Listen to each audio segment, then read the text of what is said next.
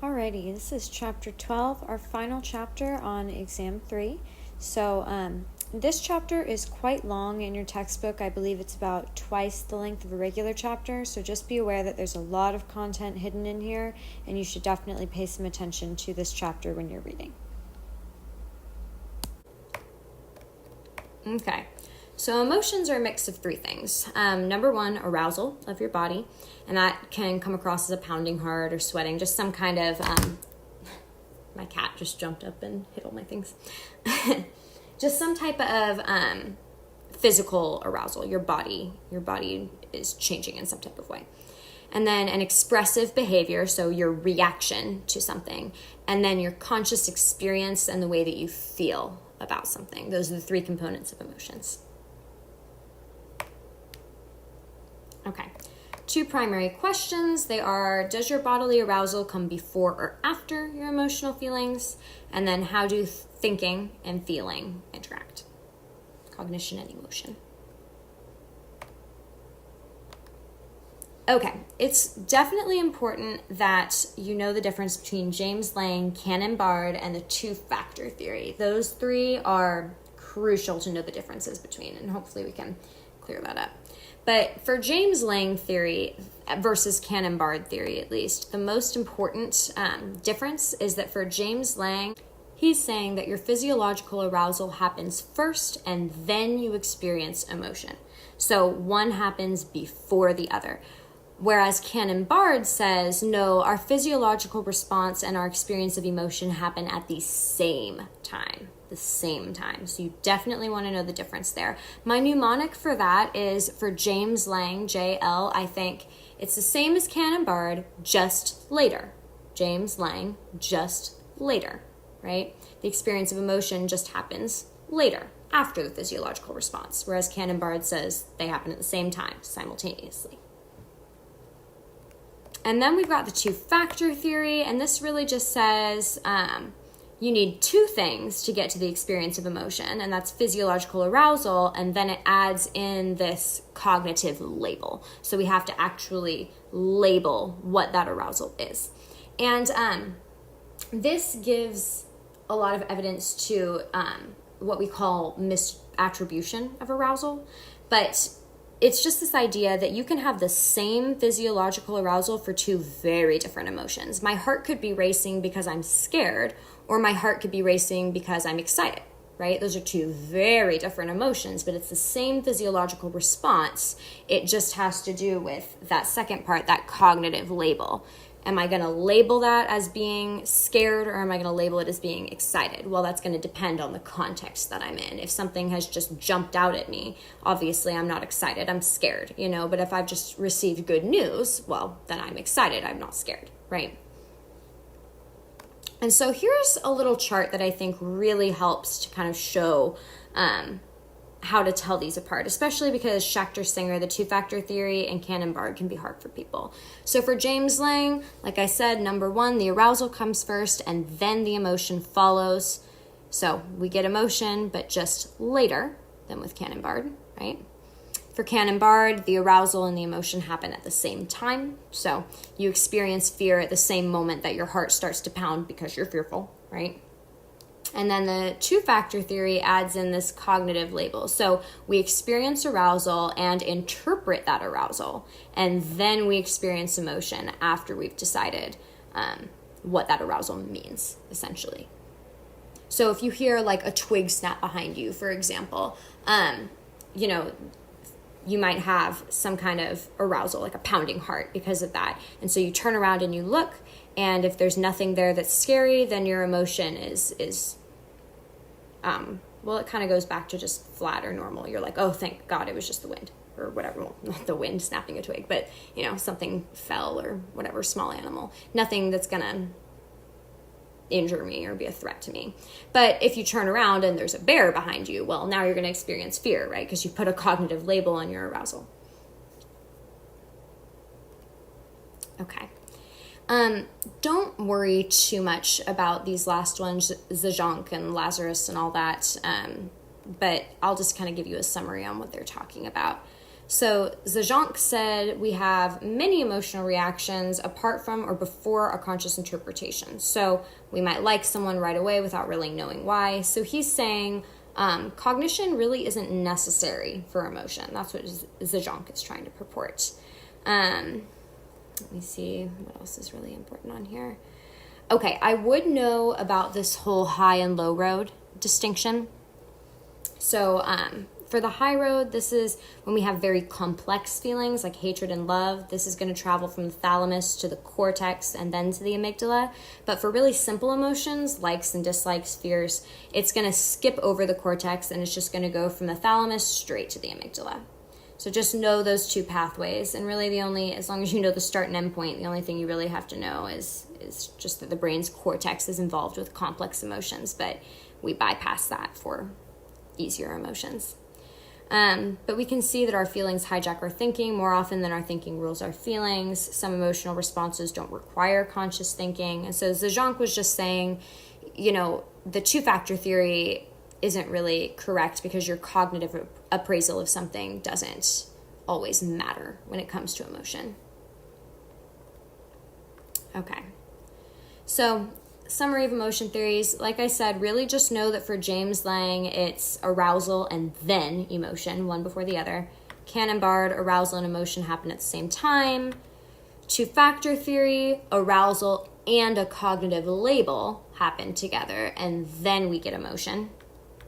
Zajonc was saying, we don't need conscious appraisal necessarily to feel emotion. And then Lazarus was kind of just talking about cognitive appraisal defining emotion. So he was kind of going against Zajonc and saying, well, no, cognitive appraisal is kind of the basis of emotion.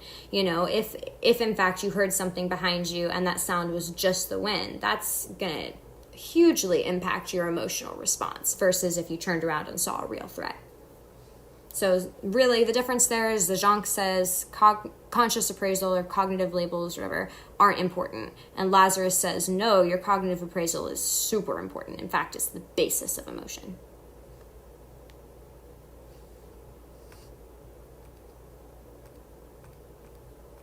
Okay. So when it comes to emotion and also kind of stress, the sympathetic nervous system is going to be aroused when you have a fight or flight response, and your adrenal glands are going to release epinephrine and norepinephrine when your sympathetic nervous system is active. So make sure that you know what hormones are released by the sympathetic nervous system when stressed or when in a fight or flight situation, and know that those come from the adrenal glands. The adrenal glands are what release epinephrine and norepinephrine. And then the parasympathetic division, this is your rest and digest, right? This is what calms you down after a threat has passed. So it's going to soak up all of that epinephrine and norepinephrine that the sympathetic system released and take it out of the bloodstream.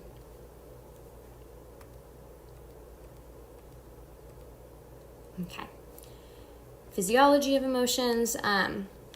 Discerning physiological differences between fear, anger, and sexual arousal is difficult because they are sometimes expressed in similar ways. So this is kind of like I said, how a pounding heart could be that you're scared or that you're excited. So sometimes we have the same physiological response, but for different emotions.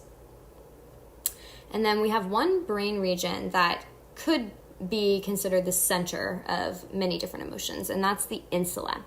And it's mostly activated in response to negative emotions. Note that the insula is linked to negative emotions. So things like lust, pride, and disgust, not positive emotions like, love or ambivalence or something like that. Like I said, sometimes physiological arousal is similar, but the expression is different. Fear and joy both increase heart rate, but facial expressions are very different.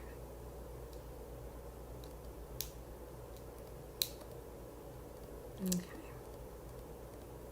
As far as detecting emotions in others, we're pretty good at detecting subtle expressions, so even kind of micro expressions, we're pretty good at detecting.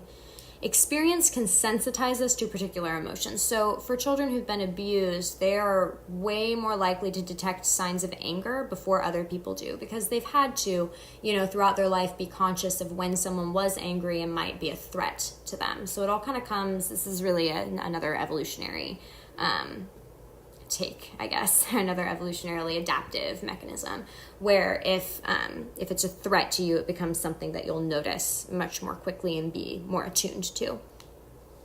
Your facial muscles may reveal emotions that you try to hide. That's called micro-expressions. Write that down, micro-expressions. Micro-expressions. And basically, that's just an involuntary facial twitch. So it's most commonly seen with disgust reactions. Those have the most discernible micro-expression twitch. But, if you feel sad or mad or disgusted by something, certainly you can try to hide that emotion. But right when you first feel it, your face is going to change. You're going to have at least a few muscle twitches that correspond to areas that would show a face of sadness or anger or disgust. So even if you try to hide it, your facial muscles are going to activate to some degree before you're able to.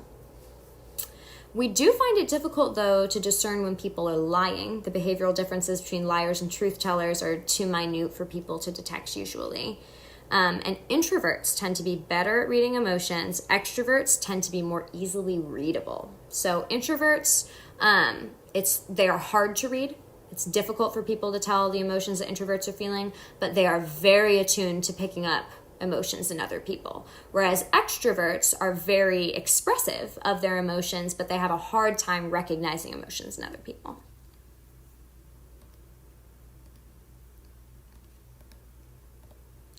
Okay, there's kind of a lot of things just being cataloged here, but how do the genders differ in their ability to communicate non-verbally? Women are generally better at men in reading emotional cues. Women also have a greater sensitivity to nonverbal cues, and they're more, emotionally literate is really just speaking on emotional intelligence. Emotional intelligence. So women tend to have more emotional intelligence than men. And men tend to describe simpler emotional reactions than women. I think this is interesting. So men would be likely to just say that they're mad or they're angry. Very simple, clear emotion, not complex. Whereas women would be more likely to say, well, I'm frustrated, I'm irritated, I'm annoyed, right? So kind of more nuanced, specific feelings. Whereas men are just sort of the general mad, sad, whatever. And then women, because they're better at detecting others' emotions, that may contribute to the fact that they're more emotionally responsive and expressive. But of course, that could also just be a cultural element because women have been sort of taught to be nurturing. Maybe that's just why they are the way they are. And then I think this is interesting. If I were to read you a description of an angry person, most people are going to picture that person to be male. So when you're asked to think of an angry person, most people imagine a man. When you're shown an angry gender-neutral face, so usually that's just some kind of CGI that doesn't have any hair or anything, and it's, not really clearly masculine or feminine. But when that face is shown as being angry, people are likely to perceive it as a man. But if that same face was shown as smiling, people are more likely to perceive it as a female. The exact same face, the only thing that's changing is the expression. But we tend to associate, this is the main point, we tend to associate anger and hostility with men and sort of kindness and happiness with women. And then women are more likely than men to describe themselves as empathetic. But what we see that's interesting is when it comes to physical measures. So when we actually hook people up to things that measure their heart rate or their electrical conductivity of their skin or their respiration rate or something like that, we do see that basically the physical measures of empathy are essentially the same between men and women. However, women are more likely to express empathy, to display that emotion when they see someone else. So, when a woman is around someone who's crying, she's more likely to change her face so that she also sort of mimics that sadness, whereas men do not really express empathy as much. And then women tend to experience emotional events more deeply, and they have more brain activation in areas sensitive to emotion. So there is some evidence that, emotional intensity is higher for women than men.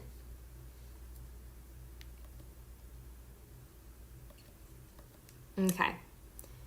One thing that I want you to write down here under E1 about facial expressions and all that is that facial expressions are universal. Universal. Meaning that they are common across cultures. A smile always communicates happiness. A frown always communicates, sadness. It's not like in some culture in the world, people smile when they're sad and frown when they're happy. That's not how it is. So they're universal. They're common to all cultures. However, gestures and their meanings vary. So in America, we'll do like the okay sign or like hang loose or something like that. And those are actually seen as like signs of disrespect in other cultures. So if you ever travel out of the country, only use your face. Don't use any gestures. You might accidentally do something that's disrespectful. Even blind children who've never seen a face have similar facial expressions as others for their emotions. So again, this is another piece of evidence that facial expressions are universal. Universal. Because even blind children have them. They've never seen a face, and yet still when they're happy, they smile. When they're sad, they frown. Universal. Common to all people.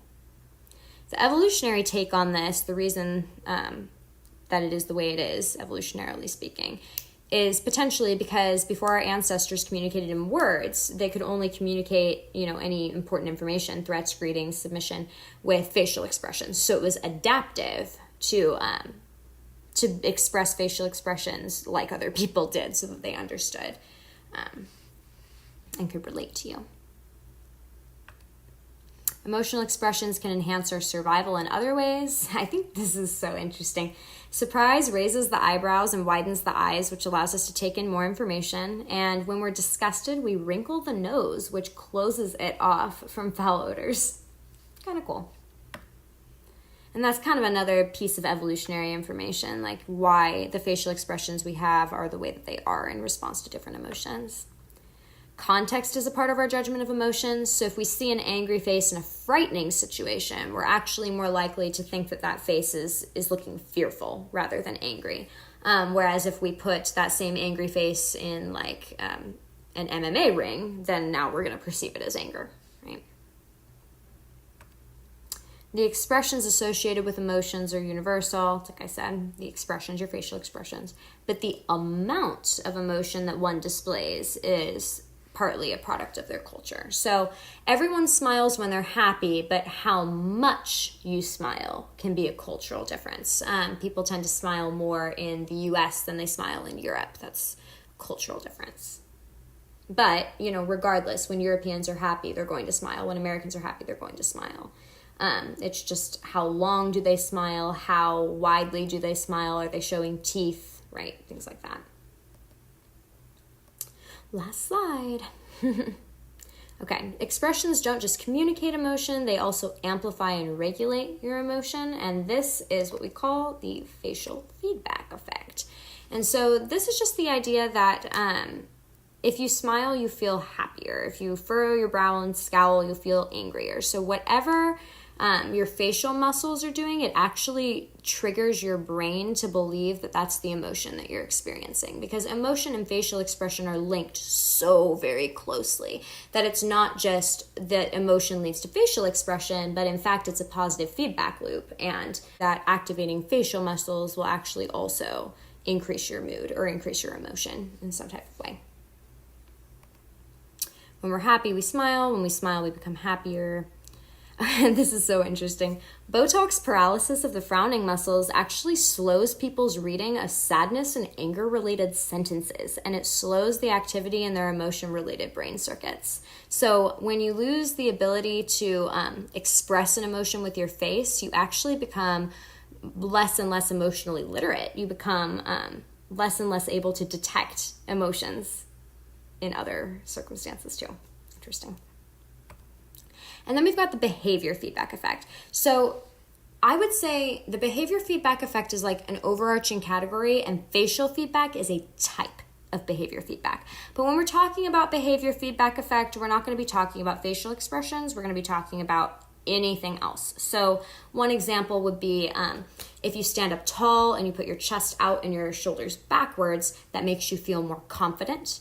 Whereas if you slouch, if you're kind of walking over, looking down at the ground, slouching, you actually can make yourself feel insecure or sad. So that fact that whatever your behavior is going to influence then your thoughts, your feelings, actions, emotions. And lastly, you can increase empathy by mimicking the facial expressions of others, meaning that you can feel how they feel by acting how they act. That's kind of an implication of the behavior feedback effect. So, experiencing emotion. First, we've just got the 6 basic emotions: joy or happiness, anger, disgust, sadness, fear, and surprise. And then in infants, we also can identify a distinct facial expression for interest or curiosity. And so that's kind of debatable for whether or not we consider it a distinct emotion. But definitely those big 6, and then maybe that 7th. Okay. So when it comes to positive psychology or humanistic psychologists, so humanistic psychologists are the professionals who practice positive psychology. But anytime you see humanistic or positive, those go together.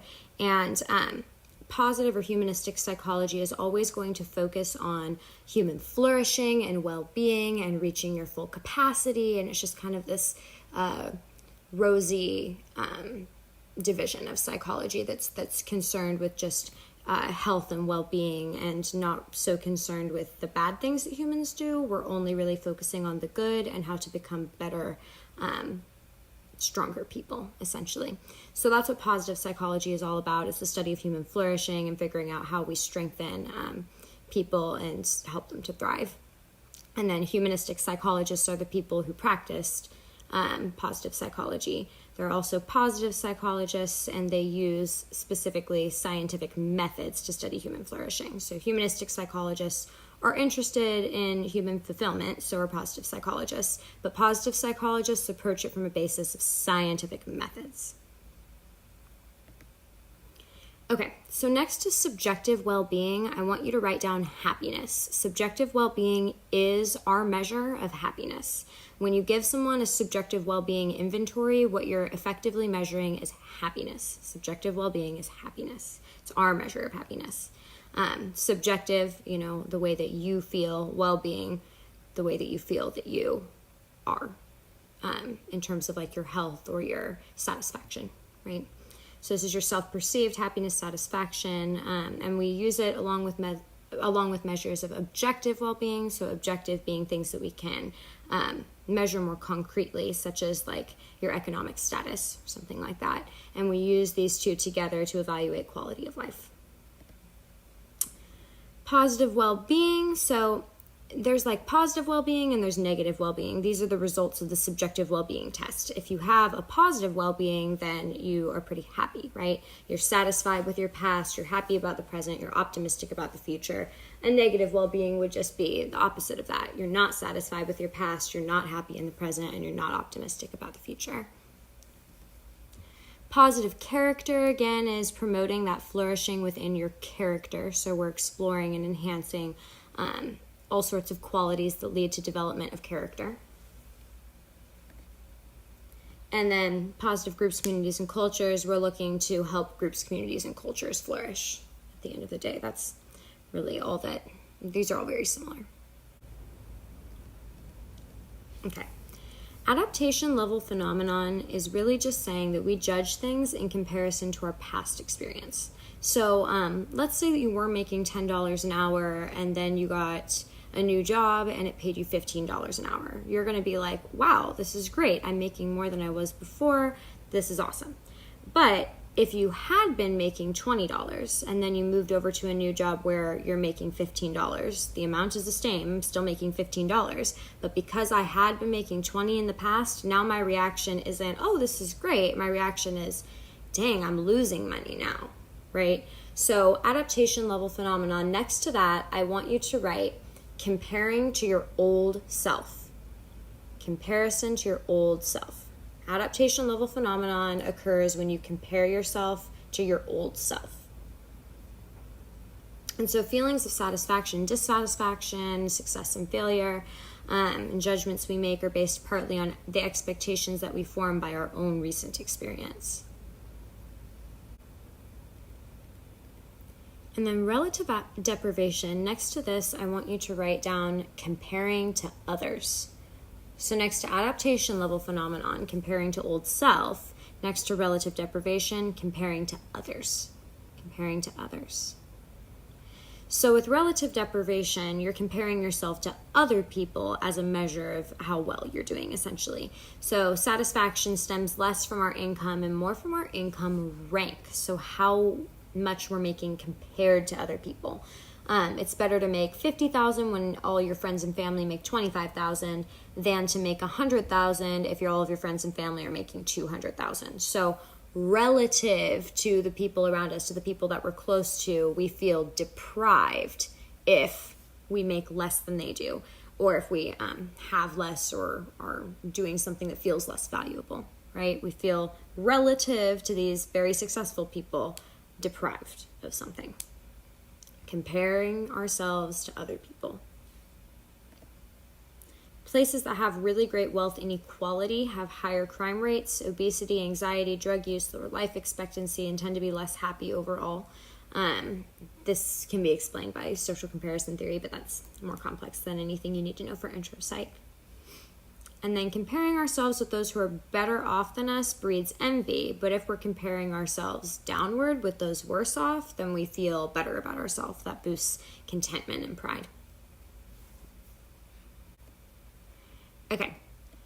So stress is composed of stressors and then the stress reactions. So you can think of the stressor as the cause. It's the cause of your stress. And the stress reaction is the way that you react to that thing that stressed you out. So this is stressor is the cause, stress reaction is the effect. You can think about it like that. There are three main types of stressors. The first is a catastrophe. So this is going to be an unpredictable large-scale event. Coronavirus is a great example, right? That's happened on such a large scale. It's affected almost every person on Earth in some way, or even just in this country, but it is a global issue. And then significant life changes. So this is still at the personal level, but it's a big deal. So this would be like leaving home, having a loved one die, taking on student debt, losing a job, getting divorced, just something that really changes a big part of your life. It's a significant life change. And then the last category is daily hassles and social stress. So this is another personal issue, but it's a minor one. So this, is an inconvenience, but it's not going to have a lasting impact on you, likely. And this is just like your cell phone dies, your roommates annoy you, you've got too much work to do, things like that, daily annoyances. And then you're going to want to know that cortisol is the most important stress hormone. So cortisol is what's released anytime your fight or flight response is activated. So anytime something stresses you out, cortisol gets released. And cortisol gets released into your hair as well. And so what's interesting is we've actually seen that we can take hair samples of children, and if we look and we see how much cortisol content is in their hair, you can actually tell if a child has been abused. And for how long they've been abused for, based on how much cortisol is in the hair and for what length of growth, essentially. You can trace that back to around what time the abuse started and stuff like that. So just know that adrenal glands release cortisol, which is that most important stress hormone, and then the adrenal glands also release epinephrine and norepinephrine, which is responsible for that fight or flight response prepared by your sympathetic nervous system. Okay, so then general adaptation syndrome is just this idea of how we react or respond to stress, and it has 3 stages: alarm, resistance, and exhaustion. So within the alarm stage, this is when you've just found out that something stressful has happened and you're reacting to it. So at this point, your sympathetic nervous system has activated, so your heart rate is increasing, you start to get stress hormones being released. And then during the resistance phase is when you're fighting that stressor. You're fighting against it, you're working to overcome the challenge in front of you. And so during this time, now your stress hormones are spreading throughout your body, throughout your bloodstream, right? And you're using your resources to overcome that challenge. And then your body's reserves start to dwindle, right? Start to go down. As you were using them up, you start to run out, and then you run into exhaustion, right? Where this is the point where your immune system starts to tank. And so this is the point where you're most likely to get sick. I don't know if you've ever noticed that you've gotten sick right after something stressful happened. For me, I always get really sick right after finals. And so that alarm phase would be like, as soon as you finished classes and now you're like, oh man, finals are coming up. That's the next thing. And then your resistance phase would be the, dead days and whatever additional days you spend studying for those finals. And then as soon as you've taken that final, then you deplete to exhaustion. And this is the point where your immune system becomes weak and you become vulnerable to illness, potentially.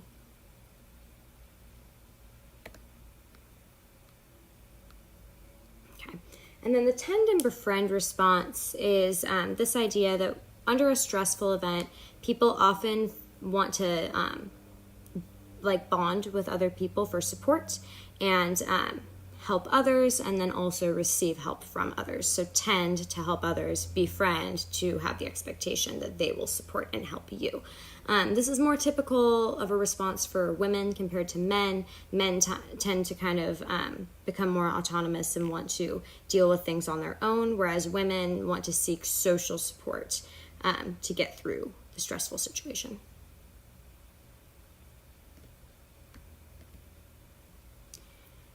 How does stress make us more vulnerable to disease? Well, health psychology is a subfield of psych that provides contribution to behavioral medicine. And psychoneuroimmunology is the combination of psychological, neural, and endocrine processes. That's the immunology part of it. And how these things together are going to affect your immune system and your health. And this is just a branch of health psychology.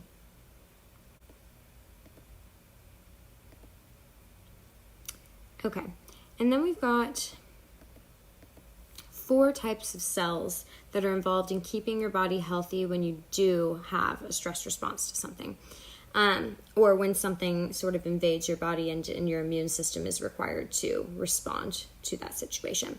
So first, you've got B lymphocytes, and so these are responsible for releasing antibodies to fight bacterial infections. So on your worksheet, I want you to write down B equals bacteria, or B for bacteria. So B lymphocytes target bacterial issues, bacterial infections. They fight bacteria. And then for T lymphocytes, these are going to attack your cancer cells, viruses, and foreign substances. So I want you to write T equals terrorists and teratogans. Terrorists and teratogans. Remember that a teratogen is anything that can harm a developing fetus, and these are often things like viruses, foreign substances like drugs and alcohol, things like that. So T lymphocytes come in and they try to defend your body from receiving terrorist attacks from viruses or like unhealthy cells, and help you fight against teratogans from infecting and hurting your body. So B for bacteria, T for terrorists and teratogans. Have that written down. And then macrophage cells are going to come in and look around for harmful invaders and also your worn out cells. And so they're going to come along and eat all of these cells that could hurt you. But then your natural killer cells are going to attack diseased cells. So your natural killer cells kill your own cells, but only your own cells that have been infected with a foreign cell. So macrophage cells kill foreign cells. Natural killer cells come along and they eat up all of the original healthy cells that you had that were infected and became diseased. Okay. When your immune system doesn't function properly, you can have 2 different issues. Number 1, it could overreact, and number 2, it could underreact. So if your immune system overreacts, this could show itself as the immune system or as the body attacking its own tissues. And so this could cause an allergic reaction or a self-attacking disease. Multiple sclerosis is probably one of the most common self-attacking diseases. And women who tend to have stronger immune systems than men are more susceptible to those self-attacking diseases. So again, because our immune system is stronger, it can overreact and attack things that aren't actually sick. And then the other side of it would be underreacting, and now we aren't responding enough to something that is a present danger inside of the body. So this would be the immune system failing to stop a bacterial infection from spreading, so that flares, a virus erupts, your cancer cells multiply, things like that. And then sometimes when people get an organ transplant, the body can recognize that new organ as like a foreign invader, and so on occasion, surgeons will try to suppress the patient's immune system so that it doesn't try to attack the new organ that they've just tried to put in to help your body function. So sometimes we do suppress the immune system intentionally, but when that's the case, you have to be really, really careful that you don't catch anything, even something, that seems small, like a cold or flu, because that's why people die every year from the cold and flu and from things like coronavirus, is because it attacks people who have low functioning immune systems, particularly like old people and young children. Stress is going to disrupt your immune system, right? So that you can focus on fighting the threat right away. And then human immune systems react similarly. I think that this is pretty interesting. Surgical wounds heal more slowly in people who are stressed. That's been a reliable finding.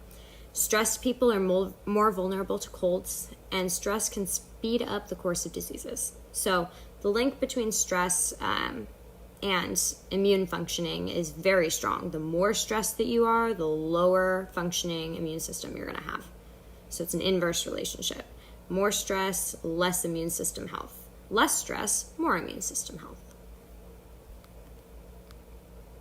Okay.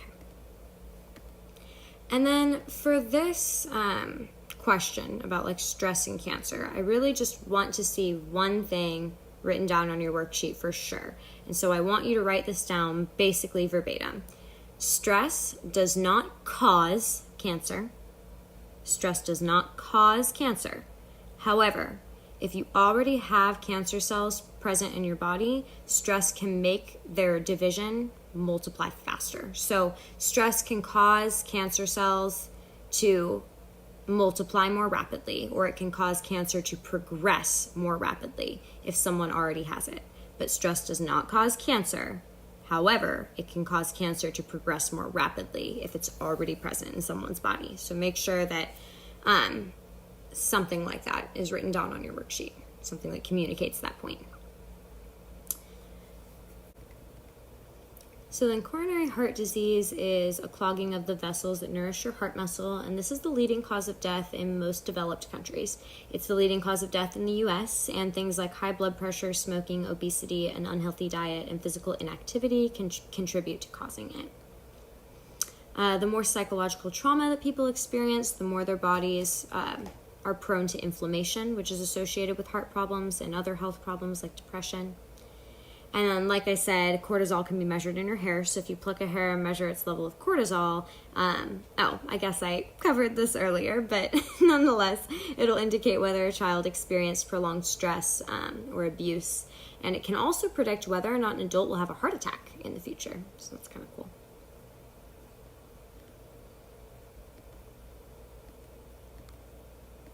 Okay. So type A versus type B people. Essentially, type A people are a little bit anal, right? Like they're control freaks, they're competitive, they're hard driving, they're impatient, they're aggressive, they're often anger prone. So A for like aggression, anger, stuff like that. And then people who are type B are like super easygoing, relaxed, like nothing is going to bother them. And so there were a lot of interesting findings from one study. 69% of those studied who suffered heart attacks were type A. Not a single type B person in the study had suffered a heart attack. And the main correlate between type A people and heart attacks was negative emotions. Write down that the highest correlated emotion to heart attacks or heart disease is anger. Anger is the most physically debilitating, damaging emotion that you can have. It's probably the most negative emotion that we can feel. And then hostility is going to correlate with other risk factors like smoking, drinking, and obesity. And so, of course, you can compound your risk for a heart attack by engaging in these things as well. Pessimists are more than twice as likely as optimists to develop heart disease. And then happy and consistently satisfied people tend to outlive unhappy people.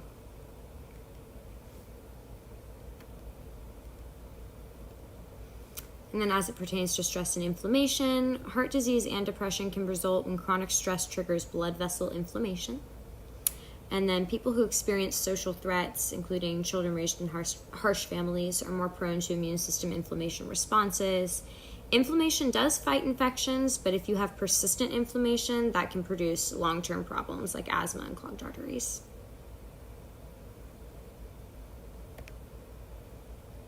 Okay, last section. So coping is really just the way that you deal with something that has stressed you out, with something that has bothered you. It's the way that you release that stress from yourself. And so there's problem-focused coping and there's emotion-focused coping. So if you are a person who's engaging in problem-focused coping, you're going to try to alleviate the stress directly by going to the source of the problem. So let's say that you did poorly on an exam. So that's your issue. That's what's causing you stress, the fact that you just did really poorly on an exam. You failed it. Well, if you're a problem-focused coper, what you're going to do is you're going to go into your professor's office hours, you're going to look over that exam, and you're going to do your best to attack the issue head on and make sure that you can guarantee yourself to do better in the future, right? So you try to deal with that stress directly by solving the root of the problem. Whereas emotion-focused coping is essentially saying, well, I don't think I really have any control over the situation, so I'm just going to try to make myself feel better about it. So instead of having the reaction of going into your professor's office hours and trying to work hard to do better on the next test, someone who is engaging in emotion-focused coping would likely do something like go home and drink. They would get drunk to feel better about having failed that test. And so the situations in which we use these type of coping mechanisms is essentially if we feel that we have control over a situation, if we think that there's something that we can do to change it, then we'll engage in problem-focused coping. But if we feel like our efforts are going to be in vain and no matter what we do, it's not going to change anything, then we're going to go with emotion-focused coping and just try to focus on making ourselves feel better instead of trying to solve the problem. Your personal control is exactly that sense of how much control you have over any given situation or over your environment as a whole. And then learned helplessness, so essentially is like one end of the spectrum. So if you have very low personal control, it's going to lead to learned helplessness. If you have very high personal control, then you're never going to see a result of learned helplessness. So learned helplessness is when you do not have personal control, and it's shown to you over and over that you do not have personal control, so you just have to accept that that's sort of how it is. The most common experiment that sort of brought up the idea of learned helplessness had to do with the shocking of the dogs, and you'll likely see a test question that relates to this study. But essentially, if you were to put a dog in some kind of chamber and offer it no way out and no way to escape shocks that you were going to give it, you give the dog shocks and it will jump around, it'll look for a way out, it'll try to essentially engage in problem-focused coping, where it tries to figure out how do I get away from this thing that's hurting me. But if you continue to shock the dog and there's no way for it to avoid the shocks, then the dog will end up in a state of learned helplessness. And what that looks like is the dog will just lay down on the floor and resign to the fact that it's being shocked and there's nothing that it can do to stop it. And so it just lays there gloomy and accepts its reality, that it just has to be shocked. It's very sad. But this happens to people too, but usually not like in terms of abuse. I mean, it can absolutely happen in terms of abuse like that. But in general, when we're talking about learned helplessness with people, this is just like any time that you don't have control over something, and so your reaction to that is just, oh, well, it's helpless. I better just focus on dealing with my emotions about it instead of trying to solve the problem, because I can't solve the problem. I've learned to be helpless. I'm not even going to try to solve the problem because it won't work, right?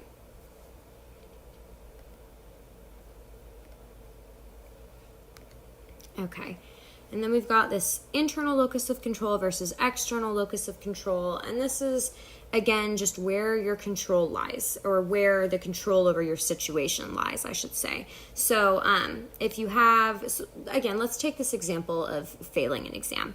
If you have an external locus of control, then you believe that it was external factors that contributed to that event happening. It's not anything that you did. So outside forces beyond your control determined your fate. So I failed that test because my professor is so difficult and mean and they want me to fail, and because this textbook is so dense and how could anyone possibly read the whole thing, and right? So this is just giving reasons for what happened that are outside of your control. I didn't cause this outcome of failing a test. It was all of these things outside of me that caused this.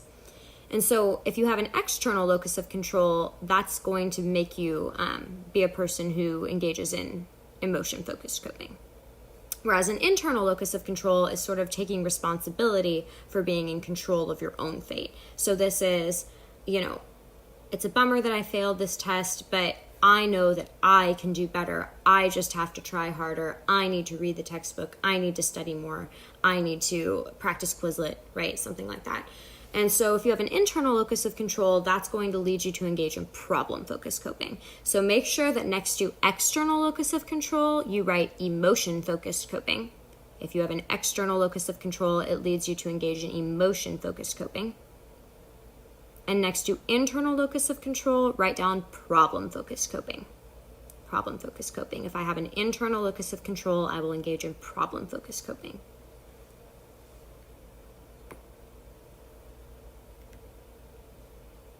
And then people who have an internal locus of control tend to be higher achieving because they take responsibility for their actions. They're in better health and they're typically less depressed than people who do not have an internal locus of control. Self-control refers to how well we can control our impulses and delay short-term gratification to get greater long-term rewards. That's just called delay of gratification. That's kind of our main measure of self-control, is delay of gratification.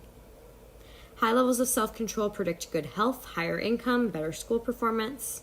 Strengthening self-control is an important key to coping effectively with stress. Oh, I guess that's the end of that slide. Okay, moving on to the section on explanatory style, optimism and pessimism. So optimists are going to respond to stress with smaller increases in blood pressure, and they recover more quickly from surgeries often. Optimists get better grades, and we resolve relationship conflict more successfully. There were 3 studies on optimism. One followed a bunch of nurses that saw that those who scored in the top quarter for optimism were 30% less likely to die than those scoring in the bottom quarter. 180 Catholic nuns wrote brief autobiographies, and those who expressed happiness, love, and positive feelings in those autobiographies lived 7 years longer than those who didn't. And optimists not only live long lives, but they also maintain a positive view as they approach the end of their lives. So 68,000 American women found that